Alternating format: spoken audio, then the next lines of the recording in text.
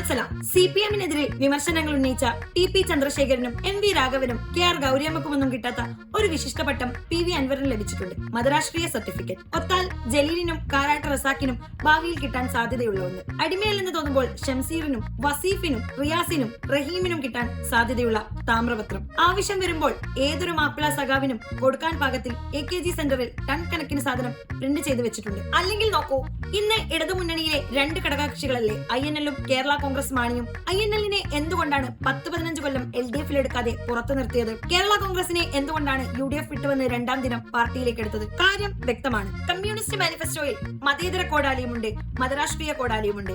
മതേതര കുലംകുത്തിയുമുണ്ട്, മതരാഷ്ട്രീയ കുലംകുത്തിയുമുണ്ട്. SFI DYFI കുഞ്ഞുങ്ങളോടും ജേക്കബ്, കിരൺ, ശ്രീജിത്ത്, ഷാഹീൻ ആദികളോടുമാണ്. ഇടതിന്റെ ഇസ്ലാമോഫോബിയ എന്നത് നിങ്ങൾ പറയുന്നത് പോലെ അക്കാദമിക് ജാർഗണൊന്നും അല്ലെന്നേ. അതിങ്ങനെ ഇടക്കിടക്ക് അറിഞ്ഞും അറിയാതെയും പുറത്തേക്ക് വരുന്ന വാക്കും നോക്കുമാണ്. അപ്പൊ ശരി, സർവ്വരാജ്യ ന്യായീകരണ തൊഴിലാളികളെ സംഘടിക്കുവിൻ. പാർട്ടിയാണ് വലുത്. ലാൽ സലാം.